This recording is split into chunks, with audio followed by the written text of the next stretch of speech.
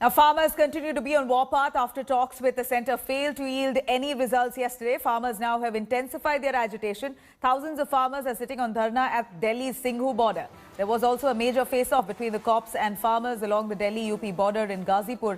Massive traffic on the Delhi-Noida link road after Chela border has been shut. Farmers have blocked areas, demanding rollback of 3 new farm laws. Last evening itself, the talks failed between the government and the farmers. Khap Panchayat leaders have now threatened to stop supplying milk, fruits and vegetables to Delhi if the government does not agree to farmers' demands in tomorrow's meet. हम warning देना चाहते हैं कि दिल्ली में सब्जी, दूध जो भी गांवों से सप्लाई होता है उसी के ऊपर हम सबसे ज़्यादा फोकस करेंगे। चारों तरफ से हर तरह की सामग्री दिल्ली में जो गांवों से जाती है उसको बंद कर देंगे और दिल्ली को चारों तरफ से जाम कर देंगे। हम कह रहे हैं कि पूरे देश का ये कौमी आंदोलन है, देशव्यापी आंदोलन है। इस आंदोलन में देश की सभी जथेबंदियों को बुलावा दिया जाए और मोदी जी खुद मीटिंग लें और इन बिलों को रद्द करने की कवायद शुरू करके बिल रद्द किए जाएं। पर वो बार बार जो है बिलों के फायदे गिनाने की बात होती है, इसके नुकसान जो है वो नहीं देखे जाते। आंदोलन जो है वो बढ़ रहा है।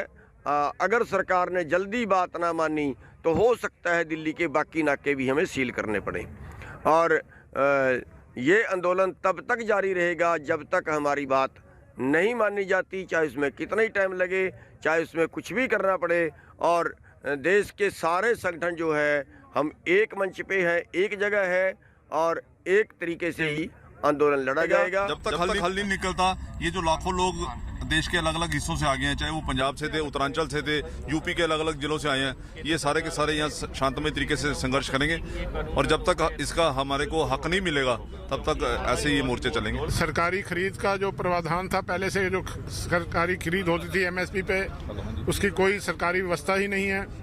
इसलिए हम चाहते हैं कि वो तीनों ही कानून जड़ से ही खारिज हों। Cutting across to Aishwarya Paliwal joining us live for more. Aishwarya, here farmers, even as they continue the agitation on the 7th day straight, now threaten that they're not going to supply vegetables, fruits and milk to Delhi if a decision is not come down upon in tomorrow's crucial meet between the government and farmers. This is quite a threat. Well, definitely, Nabila. You know, we do understand that there's a lot of anger in the farmers and the anger is very palpable. In fact, from where I am standing, the farmers at the moment are also indulging in a lot of sloganeering. Now, this is the Delhi-Noida border, which has been barricaded. But for some time, the Delhi police has in fact opened this border so those who are coming from Delhi can now go to Noida. This was done almost 15 minutes back, so there is some relief for the commuters. But the farmers are still maintaining that they are keeping a very close eye on the meeting which will take place tomorrow 12 p.m. If nothing comes out of it, then the remaining border areas will also be sealed. The farmers will reach in large numbers. On the other side, the farmers, they are prepared. They are very much prepared. They have come with ration. They have got everything they need. They are saying they are ready to sleep on the highways. But if the government does not pay heed to what they have to say, then they will resort to other measures. One of the things which now they are saying is that they will not be supplying vegetables to the national capital, apart from making sure all the borders which connect the national capital with the rest of the country are sealed. Back to you, Nabila. Right, Aishwarya, thank you very much. Aishwarya, there, one of the border areas where situation still looks grim with farmers seated. Almost looks like it's an indefinite strike unless and until a decision is come down upon. They're not willing to budge. Now, cutting across to India today is Rahul Kanwal speaking to Agricultural Minister Narendra Singh Tomar. Here's what he said on talks with the farmers and the minimum support price. Let's take a listen. मैं सबसे पहले आपसे ये जानना चाहता हूं कि आप लगातार तमाम जो किसान यूनियन हैं जो कि सरकार से इस वक्त नाराज़ हैं, उनके प्रतिनिधियों से बातचीत कर रहे हैं। अब तक की जो बातचीत रही है उसमें आपको क्या आसार दिख रहे हैं? क्या आपको लग रहा है कि इस समस्या का, किसानों की मांग का कोई हल निकल सकता है? देखिए, भारत सरकार किसानों की समस्याओं के प्रति, उनके हितों के प्रति पूरी तरह प्रतिबद्ध है। जब आंदोलन से पूर्व की स्थिति थी तब भी हम लोगों ने बातचीत की और मैं समझता हूँ कि 14 अक्टूबर को सचिव के स्तर पर यूनियन से चर्चा हुई, 13 नवंबर को मेरे स्तर पर बातचीत हुई और कल 1 दिसंबर को हम लोगों ने फिर से बातचीत की। और मुझे लगता है और मैं आशावान हूँ कि संवाद से तमाम सारे रास्ते निकलते हैं और यह मामला भी जो है चर्चा के माध्यम से हल हो जाएगा, ऐसा मुझे पूरा विश्वास है। सबसे बड़ा फसाद इस वक्त मिनिमम सपोर्ट प्राइस को लेकर है। किसान चाहते हैं कि सरकार एमएसपी गारंटी को कानून का हिस्सा बनाए। सरकार कहती है कि वो किसानों के पक्ष में है, तो आखिरकार आप एमएसपी की गारंटी देने को क्यों तैयार नहीं? देखिए, एमएसपी कानून का हिस्सा पहले भी कभी नहीं थी और एमएसपी आज भी प्रशासकीय निर्णय है और एमएसपी किसानों को मिले, यह प्रधानमंत्री नरेंद्र मोदी जी की प्रबल इच्छा रही और इसीलिए आपने देखा होगा कि मोदी जी के प्रधानमंत्री बनने के बाद स्वामीनाथन साहब की जो रिकमेंडेशन थी, लागत पर 50% मुनाफा जोड़कर एमएसपी घोषित की जाए, ये रिपोर्ट स्वामीनाथन साहब ने 2006 में सबमिट की थी, लेकिन 14 में जब मोदी जी आए उसके बाद ही उन्होंने स्वीकार किया अगर एमएसपी के प्रति कोई भी ऐसी बात होती तो मोदी जी एमएसपी को बढ़ाते ही क्यों। आज बढ़ी हुई एमएसपी का फ़ायदा किसान को देश भर में मिल रहा है और आप देखेंगे कि यूपीए के 10 साल और मोदी जी के 6 साल, इसमें सरकारी खरीद जो है उसमें खर्च हुई राशि लगभग यूपीए के सरकार के 10 वर्षों से दोगुनी ज़्यादा खरीद हुई। अभी हाल ही में जब धान की खरीद हुई तो 302 लाख मीट्रिक टन धान खरीदा गया, जो गत वर्ष की तुलना में 17% अधिक है। पंजाब में 25% अधिक गत वर्ष की तुलना में धान खरीदा गया और एमएसपी पर लगातार इस बात की कोशिश हो रही है कि एमएसपी का लाभ आम किसान तक पहुंचे और किसान की माली हालत सुधरे और इसलिए एमएसपी मिलेगी, एमएसपी मिलती रहेगी। यह आश्वासन माननीय प्रधानमंत्री जी ने भी पूरे देश के किसानों को दिया है और सरकार की ओर से लोकसभा और राज्यसभा में फ्लोर पर मैंने भी ये कहा है कि एमएसपी जारी रहेगी, इसमें किसी को कोई शंका करने की आवश्यकता नहीं है। सर, जब मोदी जी गुजरात के मुख्यमंत्री थे और कंज्यूमर अफेयर्स की वर्किंग ग्रुप के चेयरमैन थे, तब उन्होंने उस वक्त के प्रधानमंत्री मनमोहन सिंह को एक रिपोर्ट सौंपी थी मार्च 2011 में। इस रिपोर्ट में ये लिखा गया है कि कोई भी फार्मर और ट्रेडर के बीच में ट्रांजैक्शन एमएसपी से कम में नहीं होना चाहिए और इसका एक सरकारी मैंडेट होना चाहिए। यही क्लॉज B3 में लिखा गया है कि एमएसपी इंटरमीडियरीज जो बीच के बिचौलिए होते हैं वो सारा मुनाफा कमा लेते हैं, इसलिए सरकार इसको कानून के तहत मैंडेट करे कि कोई भी किसान और ट्रेडर के बीच में ट्रांजैक्शन एमएसपी से नीचे नहीं होना चाहिए। अब विपक्ष कह रहा है वही रिपोर्ट दिखा के कि ये तो जब मोदी जी गुजरात के सीएम थे वो खुद ही कह रहे थे, अब हम वही कह रहे हैं कि जो आपने पहले किया उसको पूरा कर दीजिए। जो विपक्ष के लोग आज कह रहे हैं, मैं उनसे पूछना चाहता हूँ, आप तो इतने वर्षों तक राज किए, तो आपने एमएसपी के लिए कानून क्यों नहीं बनाया? कुछ चीज़ें ऐसी होती हैं जो प्रशासकीय निर्णय के द्वारा की जाती हैं, हर चीज़ के लिए कानून नहीं बनाया जाता।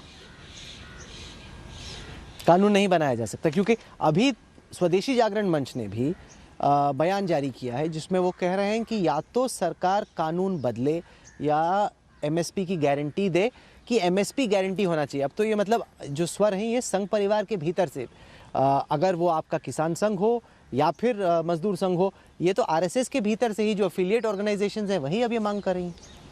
सवाल इसका नहीं है कि कौन मांग कर रहा है कौन मांग नहीं कर रहा। हर संगठन का अपना एक स्वतंत्र मत होता है, तो वो अपना मत समय समय पर अपनी कॉन्स्टिट्यूंसी के बारे में व्यक्त करता रहता है, लेकिन सरकार को देश को समग्रता से देखना है और सरकार की प्राथमिकता किसान हितों के प्रति है। और इसलिए आपने देखा होगा कि प्रधानमंत्री नरेंद्र मोदी जी ने एमएसपी को बढ़ाया और उसके साथ लगातार इस बात की कोशिश की है कि कृषि के क्षेत्र में किसान के पास सरकार की ओर से भी पैसा पहुँचे और इस प्रकार की योजनाएं बने जिससे कि किसान का उत्पादन भी बढ़े, उत्पादकता भी बढ़े, फसलों के विविधीकरण पर भी वो चाहे महंगी फसलों की ओर आकर्षित हो, वैश्विक मानकों के अनुसार खेती वो कर सके और 2022 तक किसान की आमदनी दोगुनी हो जाए। इसका पूरा अभियान पूरे देश भर में राज्य सरकारों और किसानों के साथ मिलकर केंद्र सरकार चला रही है। पीएम किसान सम्मान निधि योजना यह देश की पहली ऐसी योजना है जिसमें एक वर्ष में 75,000 करोड़ रुपया सरकार के खाते से निकलकर किसान के खाते में जाता है। इससे मोदी सरकार की जो किसानी के क्षेत्र में प्रतिबद्धता है वो परिलक्षित होती है। आप ये साफ कर रहे हैं कि एमएसपी को कानून का हिस्सा नहीं बनाया जा सकता। हमारे दर्शकों को और ख़ासतौर से कृषि क्षेत्र से जुड़े लोगों को समझाएं कि आपने इतनी स्ट्रॉन्ग व्यू इस पे क्यों लिया। आपके हिसाब से एमएसपी को कानून का हिस्सा बनाने में क्यों परहेज है, इससे क्या प्रॉब्लम हो? नहीं, एमएसपी कानून का हिस्सा बने इसमें कोई हमारा ईगो नहीं है, लेकिन कुल मिला के हर चीज़ कानून से ही तय नहीं होती ना। सरकार में कानून एक अलग, नियम दूसरा पक्ष है, प्रशासकीय निर्णय तीसरा पक्ष है। जब जो काम प्रशासकीय निर्णय के माध्यम से क्रियान्वित हो रहा है और उसको लगातार बढ़ाकर क्रियान्वित करने की कोशिश की जा रही है तो उसके लिए कानून में जाना यह जरूरी नहीं है, मुझे लगता है। Now, amid the protests against farm laws, politics over agitation peaks. Union Minister V.K. Singh stirred quite a controversy after he claimed that many protesters in the farmers' agitation here do not seem like farmers themselves, adding that many middlemen, commission agents in the garb of farmers are part of the protest. His remarks come after claims by Congress who claim the role of Khalistani is in the stir as well. In fact, Haryana Chief Minister Manohar Lal Khattar has claimed presence of outside elements in the agitation. Outfits with political leanings have jumped into the farm protests, is what the allegations made by Khattar, with JNU left-wing students and Chandrasekhar Azad's Bhim Army now joining the stir. Shaheen Bagh activists also laid siege in Delhi against the CAA, have also come out in support. But many of them were turned away as far as reports surface. जिनको कोई मतलब नहीं है, बहुत से लोग जब मैं फोटो देखता हूं तो उसमें किसान दिखाई देते नहीं है, बहुत कम किसान दिखाई देते हैं। तो जो चीज़ किसानों के हित में है वो की गई है। स्वामीनाथन कमेटी के अंदर भी डिमांड थी, समय समय पर डिमांड होती रही कि किसान को स्वतंत्रता होनी चाहिए कि वो किसी से बंधा ना रहे। वो सरकार ने कर दी कि आप मंडी में बेचना चाहते हो बेचो, नहीं बेचना चाहते हो आप बाहर बेच लो। अब उससे लोगों को तकलीफ हो रही है, किसान को नहीं हो रही है, क्योंकि विपक्ष के साथ उन लोगों का हाथ है जो कमीशन खाते हैं। सरकार को जो काम एक्ट बनाने से पहले करने चाहिए थे, अब जब वहां पे आंदोलन हो रहा है, वो आक्रोशित हमारे किसान भाई बहन हैं और जिस तरीके से उनको बॉर्डर पे रोककर उन पे टियर गैस फेंकी गई, उन पे लाठी चार्ज किया गया, वाटर कैनन चलाए गए, तब आप आकर इस पे बहस कर रहे हैं। और जब अंतर्राष्ट्रीय प्राइम मिनिस्टर्स भी इस पे बात कर रहे हैं, तब ने आपने जाकर ये काम किया है। ये स्वागत योग्य है, पर कहीं ना कहीं लगता है कि कुछ देरी हो गई ये सारे निर्णय लेने में। स्वतः आंदोलन है, लोग अपने आप आ रहे हैं, लोग तंग हैं। ये सिर्फ पंजाब की बात नहीं, हरियाणा, मध्य प्रदेश, महाराष्ट्र, उत्तर प्रदेश, हरियाणा, जहाँ कई किसान हैं वे इन कानूनों से प्रभावित हैं, वे आहत हैं। मंडी पे उनको भाव नहीं मिल रहा, जब से सरकार आई वो तंग हैं, उनकी लागत निरंतर बढ़ती जा रही है। कई मुद्दे हैं और उनके परेशानी को यहाँ व्यक्त करने ये लोग आए, तो सरकार को गंभीरता से लेना चाहिए, हल्के में ना लें। इस सर्दी में ठिठुरती हुई ठंड में किसान सड़कों पे भटक रहे हैं, ये पूरे देश के लिए बहुत ही शर्म की बात है। सरकार को इस बात को ध्यान में रखते हुए कि उनका कितना बड़ा योगदान है, इस समस्या को तत्काल रूप से निपटाना चाहिए। अन्यथा जो हमारा विकास दर गिरा हुआ है, अगर कृषि में भी हम लोग पीछे छूट गए तो ये देश को बहुत बड़े अंधेरे में ढकेल देगा।